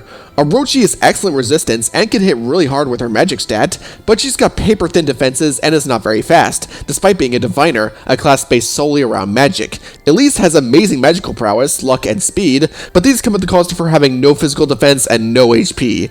And Xander has high strength, luck, and defense, meaning physical units are of little consequence to him, but he isn't the fastest and struggles when taking magical hits. All of these stats will improve when your units level up, which you will do by defeating enemies, but this is modified in a way that will reward that unit for killing a much higher leveled opponent or boss, but discourages grinding against small fry, since eventually that unit will basically get nothing for defeating them. Leveling up can also vary, as well there are percent growths that dictate how much of a stat can get upon leveling up. There's also the fact that sometimes leveling up doesn't give you a whole bunch, so be mindful. Winning battles doesn't just require optimizing lineups in terms of stats and potential support. It's also about utilizing the weapon triangle to get the most out of matchups.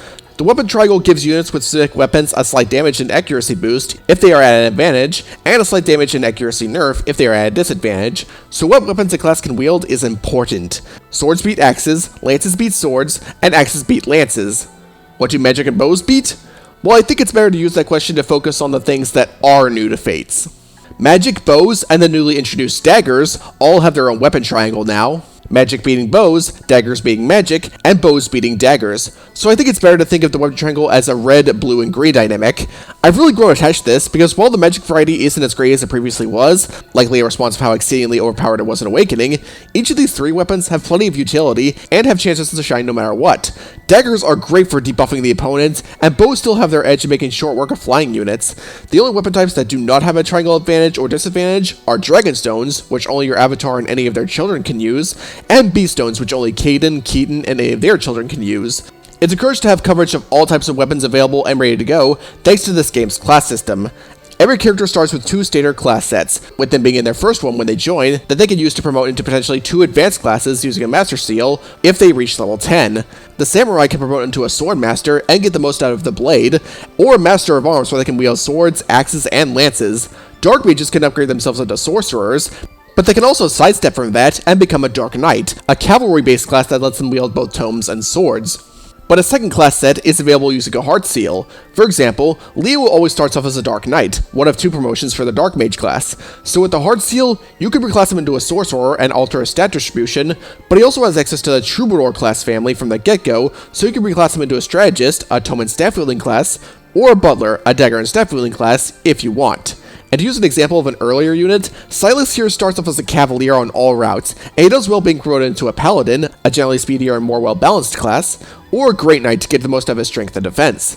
But if neither is your cup of tea, Heart Seals can also give him access to the Mercenary class family, which starts as a generally tankier sword user, but can promote into either a hero to add access into the mix, or a Bow Knight to get the horseback and gain access to bows.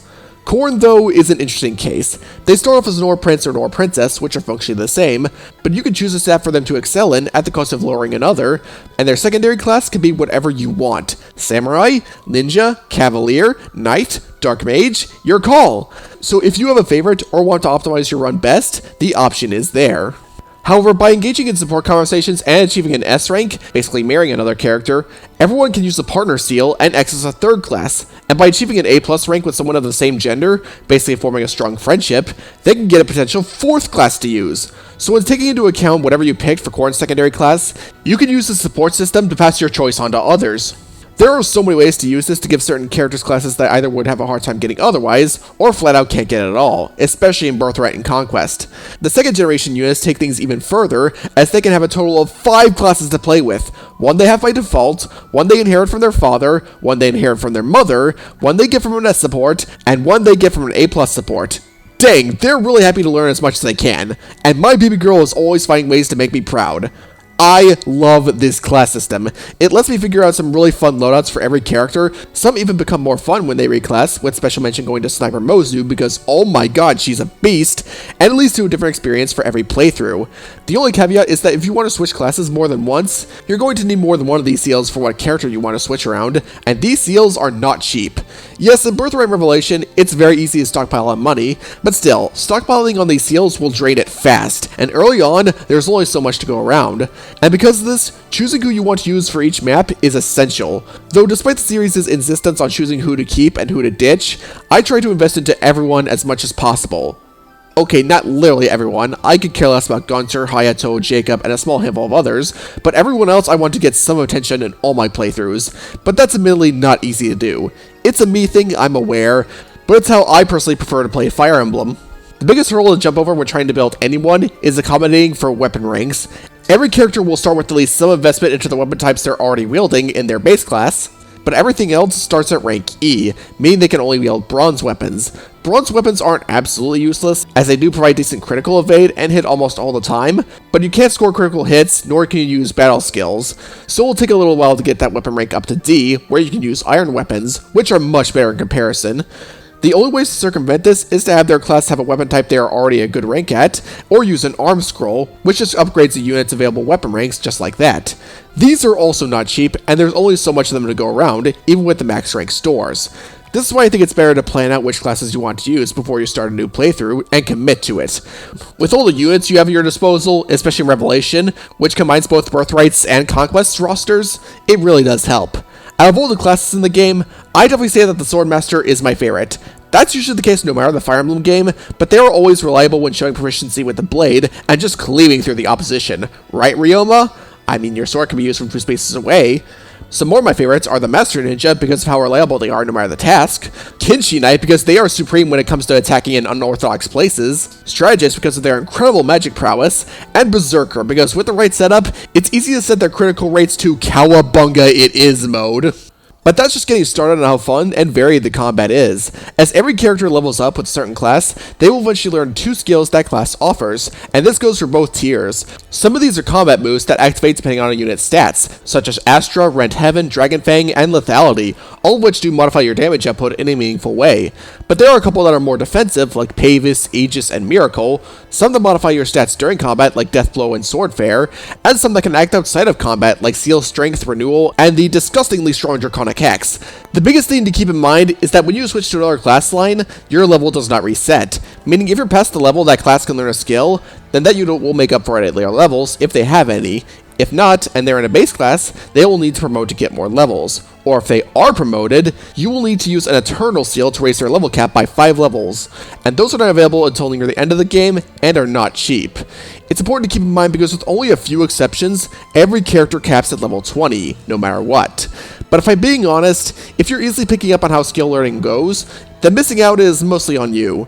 And I will say, I prefer not losing my levels while reclassing. It removes a lot of unnecessary grinding, and can help get a unit caught up with the rest if they fell behind while reclassing. With all of these, there's a lot to consider with what unit would be good fit for what class, and what skills will work best with them, and you can potentially make a unit stupidly overpowered with the right setup, especially in the case of the ones who start as a base class. You can choose to wait until they get to level 20 before promoting them, since that does reset you to level 1, but on top of the promotion bonuses, any stats they currently have carry over. I do this with everyone, except for units who start as a healer that can only use staffs, like Sakura, Elise, and Azama, if I want one of their normal promotions. And to help you focus, every character has a personal skill that can either support others, give them an edge at combat, or help outside of combat, so it might be helpful to focus on how everything synergizes with it. Though in this regard, Little Miss Ophelia Dusk here is undoubtedly the MVP. Her personal skill gives her a boost to her critical hit rate by 10 if she has 3 or more tomes. She already has a really solid performance with her signature tome, Mistletoe, so just give her Lightning, which can let her attack 4 times if she's fast enough, and Mjolnir, which has a high critical hit chance and does 4 times the amount of damage if the user crits, and if Ophelia's mom gives her the right stat additions she wants, she can essentially turn that map into Opheliaheimer. Luminary uppercut! I love that critical line. And yes, I did mention lightning attacking twice and Mjolnir's crit shenanigans for a reason. There's incentive to trying out different weapons on everyone to see what sticks. In prior games, the biggest advantage to carrying multiple tiers of weapons was their weight, varying your chances of outspeeding and doubling them, and the fact that they broke after a certain amount of uses. The former is definitely still the case, but there's definitely more variety in effects here. There's weapons that grant you bonus damage against specific weapon types, and even stuff like swords that you can throw from 2 spaces away, bows you can use at close range, and daggers that deal magical damage. But the normal bronze, iron, steel, and silver tiers have their own special cases. As mentioned before, bronze weapons can't crit or activate skills, but they give you a good critical evade chance. Steel weapons now reduce your avoid stat, and silver weapons, strong as they may be, reduce the user's strength and skill after every use. with the only way to get them back being to wait for at least 2 turns if you only used it once. All this would not be great if these weapons will just break in due time, but Fates gets rid of weapon durability entirely, so you don't need to worry about this. I actually prefer it this way. Not having to worry about weapons breaking, with the only exception being healing staves, which is fine, gives more freedom to try out everything found, and yet these modifiers highly discourage using those silver weapons all willy-nilly, especially in the enemy phase. Granted, higher tier ones do have their use, but it's clear they want you to branch out with them, as there are plenty of weapons that favor defensive play, and plenty that favor offensive strats. It also lets me save money for whatever I want to buy at a particular moment, so if there's something I really want, I don't need to worry about restocking with everyone because something cool I had just broke and disappeared for good. I know this way of balancing has gotten a little contentious, especially in regards to silver weapons, but the downside should never be that bad unless you get careless or decide to turtle too much. There are other ways you can preserve HP and ensure you get as few penalties as possible, but you gotta get down and dirty at some point, and that's how I like it. But wait, there's still more to talk about with the combat. You may have noticed that there has been footage of 2 of my units acting together, and that's because Fates brings back the pair-up system from Awakening, one of my favorite parts of that game, and it has received a lot of tweaks and updates for the better. It is always great to see multiple units working side by side in order to secure easy kills and block potentially fatal blows. And outside of combat, you can use the system to get a particular unit to a space they can't get to on their own, have them switch places once you find a space to get comfy on, and transfer whoever's in the back to another unit, and keep going. In combat, pairing up provides more stats to the lead, and more importantly, it's where the partner can block certain blows, dictated by the shield gauge. This goes up every time the front unit or the enemy they're facing attacks, and it activates on its own once it's filled so you can't spam it. Nonetheless, if you know what you're doing, you can fill it up pretty quickly and it will be helpful, especially if that unit is currently getting swarmed with goons, including any that come in pairs since yes, the enemy can pair up too. Thank goodness they don't use it for mobility purposes. However, it's not always ideal to solely rely on these, as the lack of follow-ups might lead you to missing out on eliminating potential threats earlier. Not to mention, pairing up and separating takes the turn of both units, so don't get too comfortable with it. Sometimes it helps to tag team, where every time you attack, whoever's next to you will attack the enemy as well. Some things I love about this are if the unit initiating combat is adjacent to more than one ally, you can choose who you want to follow up, adding in more to how you want to choose your battles. And regardless of who finishes off the foe, the person in front always sees the bigger experience yield, which can make it easier for weaker units to reap the rewards and catch up. But it's balanced out by the half damage the follow-up attack always does, which is easy to work around if you know what you're doing, and you can't do this against enemies who are paired up, and this goes both ways. Now I made this combat system sound more complicated than last week's calculus test, but rest assured, a lot of this will settle in very naturally. The tutorials do cover some of the basics when it comes to all this, but a lot more of the technical aspects can be left up to experimentation. There are some guidebooks that do tell you about most of this, but for the most part, you'll learn about it in a manner that doesn't feel intrusive. It might take a bit, but once you get the hang of it all, it feels as natural as breathing. Battles are always fun to partake in. I will even admit that because they're almost always great, I don't mind grinding for some experience or some extra cash in between chapters. Map design and traversal, which is like a few exceptions, I thought was wonderful.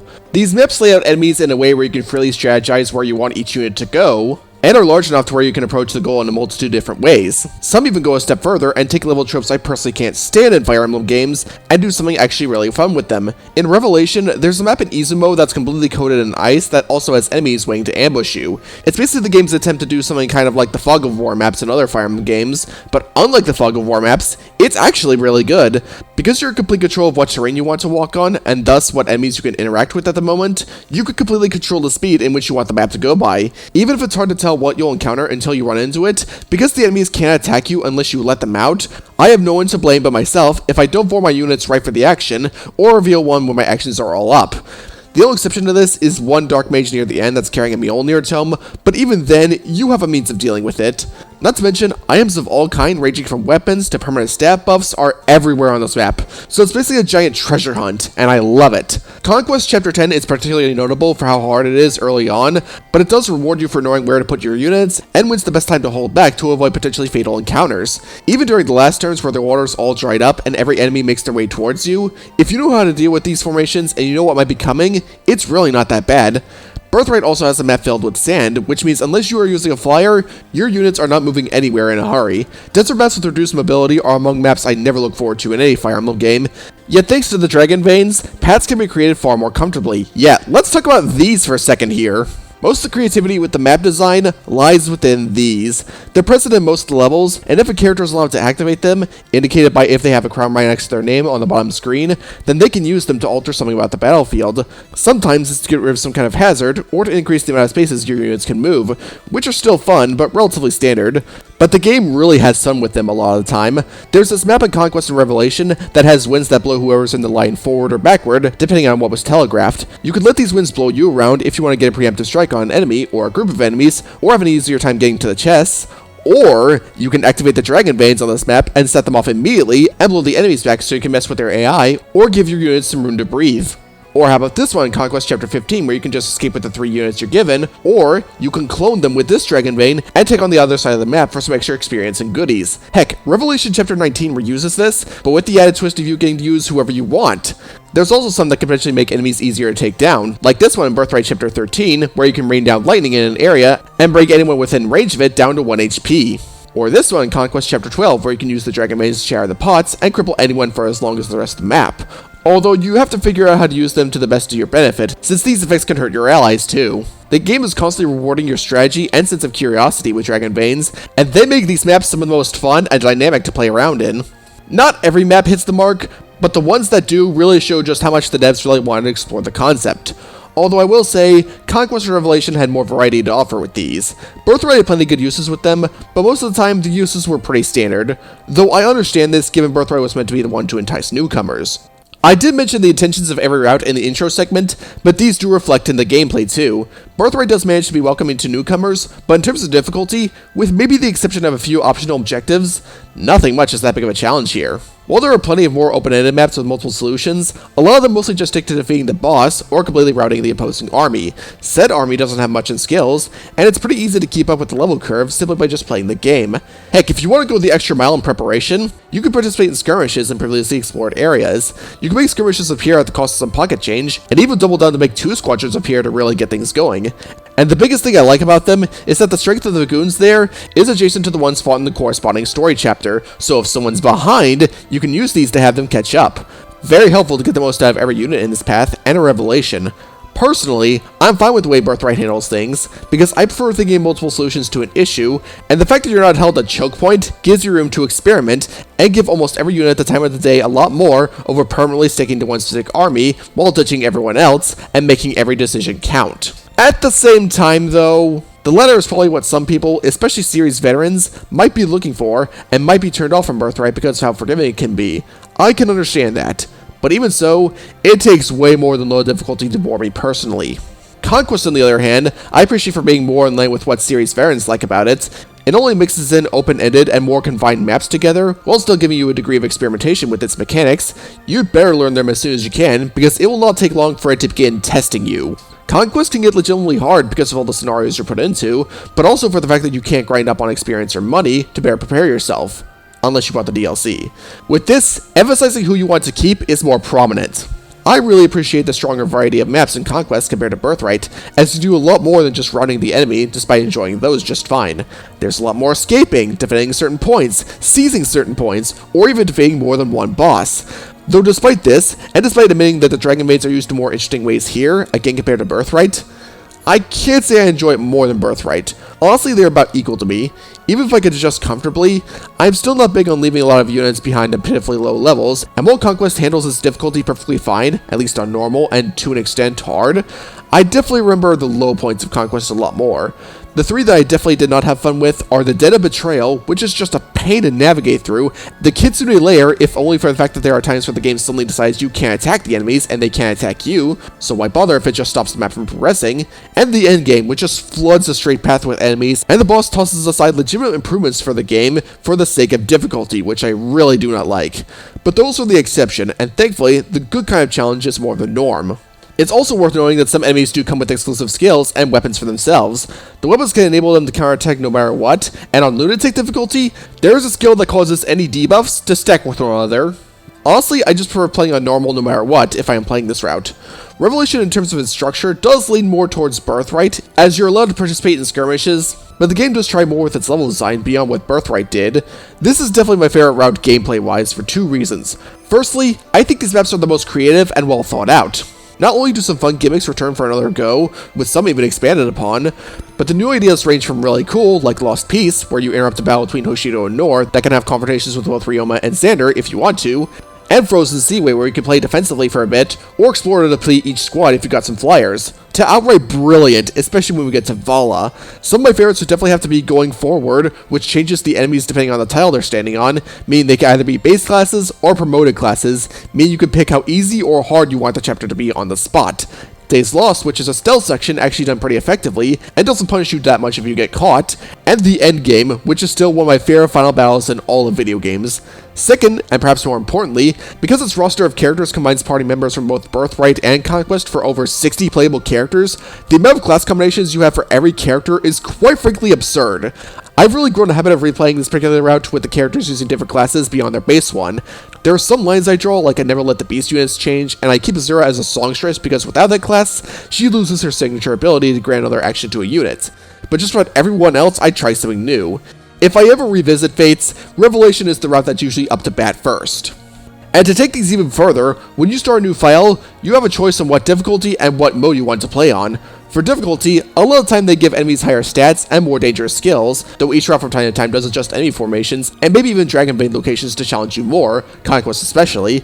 And for modes, there's what's known as Phoenix mode, which automatically revives your units when they die. Don't do this unless you're like really done. Glad this was dropped afterwards. But perhaps more importantly, Casual mode returns from Awakening, where if a unit goes down, they're only gone for the rest of the battle. And this has seen legitimate improvement, as you only get a game over if all your units are routed, whereas in Awakening, losing Chrom or Robin is an automatic game over, regardless of mode.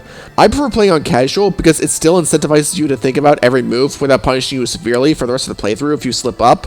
But if you prefer permadeath to be in your experience, you can still have it in Classic mode. Again, it gives both newcomers and veterans something to enjoy, and I love that this became a staple going forward. But the gameplay doesn't stop there. Achieving an S rank with certain characters unlocks new maps where you get to recruit second generation units, which are more standard in comparison to the main story maps, but are still great. And there's plenty to do within your castle. Starting when the paths split, in between chapters, you're brought back to your castle on an astral plane that I mentioned back in my Prologue synopsis. This essentially serves as a customizable central hub world. Here you can freely roam around, talk to characters, and most of all, construct new buildings. There's a big variety of structures you can create, such as shops that sell weapons and seals, the smithy where you can take the basic weapons and upgrade them to be stronger at the cost of some money and collectible jewels, an arena that can't be used for level grinding, but can be used for grinding food items and jewels, which you can get from their respective facilities. Honestly, thinking about this makes the thought of winning milk by battling funny. Drink your milk, everyone! A shrine for Lilith where you can feed her food you've got, which is really cute, and the personal quarters where you can bond with your units, especially the one you decided to S rank. I've really grown to love this feature of the game, as it is really relaxing to see the characters unwind and just be themselves here. But thanks to it being a good place to help out with supports and prepare for future chapters, there's a gameplay benefit to this too. Organizing what facilities go where and upgrading them with points you get as you finish chapters, paralogs, and skirmishes is also a really good time sink, and I do like looking at certain parts from a 3D perspective, despite not being able to control core in this way. You can even choose the theme and layout of the castle, as well as choose the music you want to be playing in the background, which is super cool as well. And the personal quarters is charming, if only to hear more voice acting and see different 3D models of the cast. And for those who are wondering, I don't really care if this feature had a face petting part in the Japanese version that was removed in the American release. I think a lot of people would take that feature the wrong way, and I don't really think we needed it at the end of the day. I'll play Pokemon if I want to pet something on my 3DS touchscreen. The only thing I'm a bit miffed on is the food and jewel facilities. Now, these do work as intended, granting you the item they give out, but what item is randomly selected for each save file, meaning whatever items the game gives you are the ones you're stuck with, unless you do what I'm going into right now. This choice, along with changing the entire castle layout and some structures being more combat-oriented, like the Dawn and Dust Dragon statues, the golems, and the automatons, are there for a reason. It's for the option to use the online functionality to visit other people's castles. Other players will likely have the items you might need, and finding anyone you feel like visiting is as easy as looking up this list and selecting one. You can also find your friends by entering their castle addresses, if they have one. That player also does not need to be playing the game for this to work. Anyone could just post their castle as it is right at that point and leave it open for visitors. Getting visitors for your own also gives you bonus points that you can use to get weapons and even entire classes that aren't easy to find, like the Dreadfighter and Darkflyer classes. This feature also has Street Pass functionality, as coming by anyone who has a copy of the game will give you access to their facilities, like that. Though I wouldn't say this is easy nowadays, as not a lot of people carry around their 3DS and their copy of the game. Honestly, conventions are your best bet for that, and even then, that's a big stretch. And to go even further, you could actually battle in these castles as well as your own. Now, in the normal story, you would get 3 invasions of your castle regardless of route, which is just a brigade of enemies, but castle battles take things a step further, where you get to battle the other players either by having them invade your castle or invading theirs.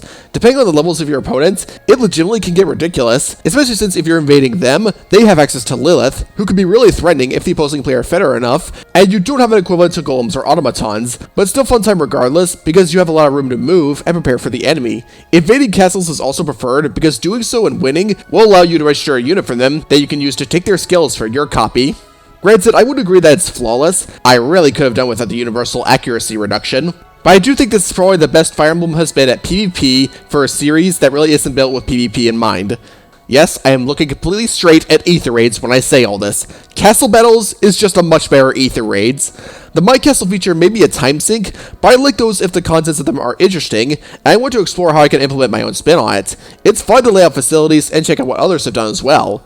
However, since a lot of this is very reliant on local or online connections, a lot of this will be far more limited than what I'm describing, since, as of writing this, Nintendo is about to shut down the 3DS's online servers. When that happens, the resource collecting will be far more limited, new players will likely lose out on the Dreadfighter and Darkflyer classes, and a lot of these facilities will become far less useful. As such, there will be a big chunk of this that'll feel incomplete, which is very sad. Though one thing I'm not too bothered about not experiencing much of is online Wi-Fi battles. Yeah, this game is online multiplayer, where you and your opponent take a team of 5 and go at each other. Honestly, this shows why I'm not too fond of traditional multiplayer in Fire Emblem, judging from what I've seen people do in these videos, with duplications, warps, and Rallybot Laszlos everywhere. But even if you don't care about racing units for this, it's still fun to customize your units regardless, not just by trying new classes, but also by using Einhard jars.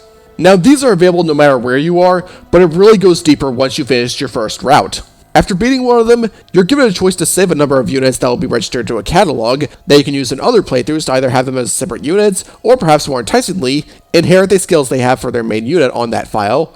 Both these cost money though, and they can get pricey, but if you know where to find money, this should not be an issue. That last one is why I love this feature, because it's easier to get more of a completely different class for a unit, since you can carry over the benefits of a class you already used with them, without having to grind it again, further encouraging replayability. I always make sure I look through and try to give as many characters as I can the best skills possible, for whatever I want to do with them in the future. Hey, if I want to try out a DLC class with them, I know I still have these to fall back on. And yes, this was an unsubtle way to transition to the DLC, but we're nearing the end, so I don't think you can blame me.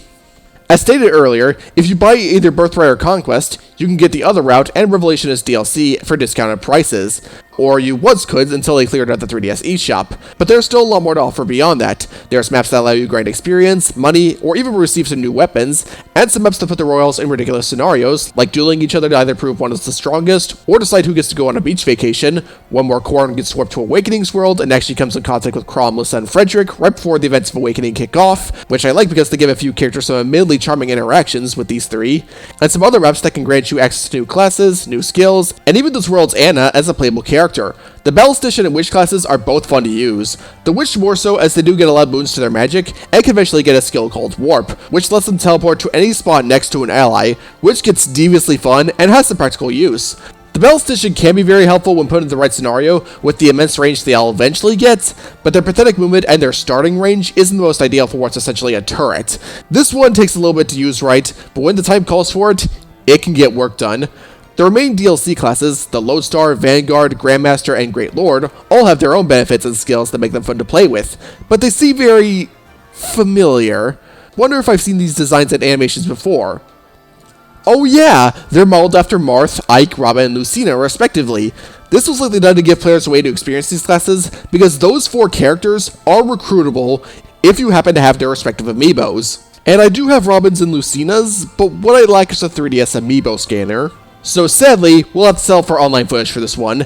This is legitimately a really cool incentive for collecting their amiibos, but I'm okay with just giving their classes to my characters. It's fun either way. and I'm definitely settling on footage I found online for the Hoshiden and Norin Festival of Bonds DLC chapters, because sadly, these were never released outside of Japan, and I'm not sure why. I think it's really charming to see these scenarios, and they went out of their way to draw some of these characters dressed up for the occasions. This is cute. Why are these exclusive to Japan? Was it because they could save Captain Xander from Fire Emblem Heroes? But the final bits of DLC are the Hidden Truths and the Heirs of Fate storylines. The former both dives into the last moments of Ananko's sanity in physical form, and how he managed to bring Owain, Severa, and Inigo into their world. The latter is more of a follow-up to Birthright and Conquest stories, where the second generation units from both sides come together after having their homes raided by Anankos and his forces, and some being forced to take up the mantle with their parents' weapons. The maps for all of these let you take control of units who are pre-built and cannot be modified by counterparts in your army, but that's okay because the maps we get out of them are designed with their capabilities in mind, while still challenging you with them and what you know about the gameplay. Hidden Truth's extra lore details are really cool, but Heirs of Fate probably has my favorite story out of anything in the game.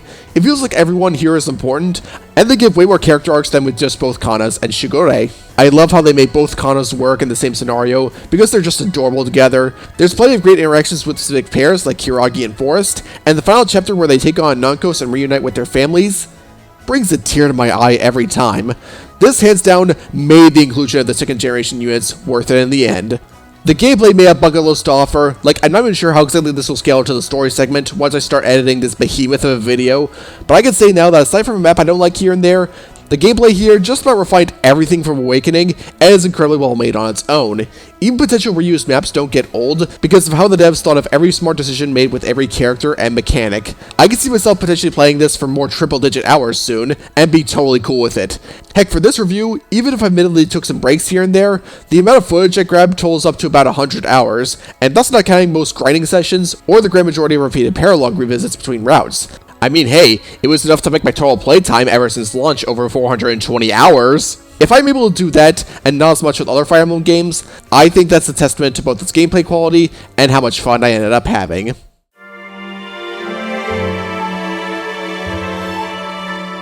I never aim to make videos long just for the sake of them being long. I try my best to condense my thoughts down to arguably one of the most standard levels I can, but going this deep was inevitable because I legit wanted to cover as much of the game as I could, and talk about how fond I am of it even after all this time. From every character that has their own story to tell and how they interact with one another, to all the refining done from previous entries, to all the new gameplay mechanics brought in, to all the classes and skills, to all the little details put in here and there, just make this adventure feel special. I adore Fire Emblem Fates with all my heart, and it still stands tall and proud among my favorite games of all time.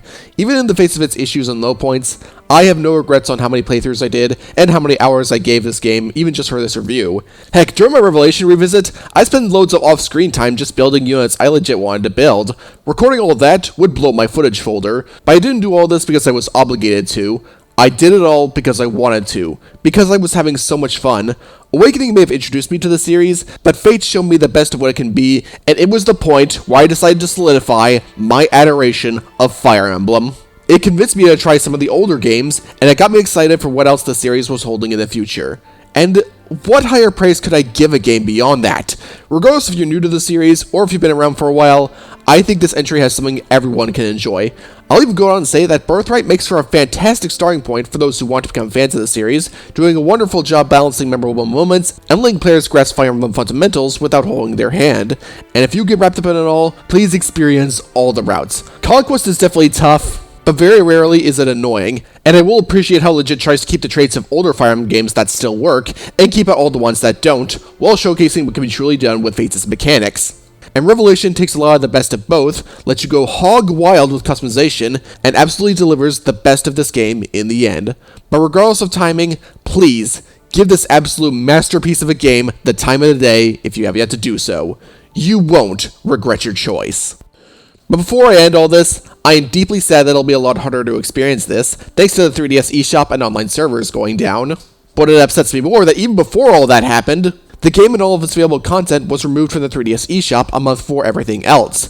I cannot fathom a single reason as to why Nintendo would single it out and do this. Honestly, unless they're going to make a definitive edition for the Switch or for another console, which I would love it if they did, but I'm not counting on it, that is just borderline disrespectful. Like, even if the grand majority of its sales happened around launch, even if those good numbers got pushed from it being a dual release, Why treat it like this? You're just making it harder for people to appreciate what makes this entry special, and giving players who aren't fond of it more ammo. It's for this reason, as well as a lot of others, why, I can't believe I'm about to say this, I don't blame you for resorting to emulation or homebrewing your 3DS just to experience this. Granted, if you do resort to this, I still think you should at least buy a copy of either Birthright or Conquest to either support the devs or your local used game store. Though, don't resort to a method that involves destroying your wallet. This is what happens when games are made harder to access. But no matter how you play it, I sincerely hope you enjoy your time with however much you play. Though seriously, I do want an updated re-release on consoles. I may not have gotten burnt out while playing this game, but this was a ridiculously exhausting video to make. I don't plan to make future reviews this long going forward, but if it had to be one, I'm glad it was my 25th review. Honestly, reviews have been a great tool for me to form stronger opinions on games I previously played. Like, I definitely grew more of an appreciation for Sly Cooper and Batman Arkham Asylum, and I grew to love games I had little experience with otherwise, like the Bloodstained games, Symphony of the Night, the classic DKC trilogy, and even Hollow Knight. All this from a bet I lost years ago. Man, I am weird. But it has been great to have this as a parallel to my countdowns, and I still have plenty of reviews I want to make for however long I want to keep this channel up. Maybe this video would be a good gateway into trying to review more RPGs, or other kinds of games I barely tackle. Who knows? I just know it'll be fun. I'm the Lightning Ripper, and I think I need some fresh air after all of this. See you all next time.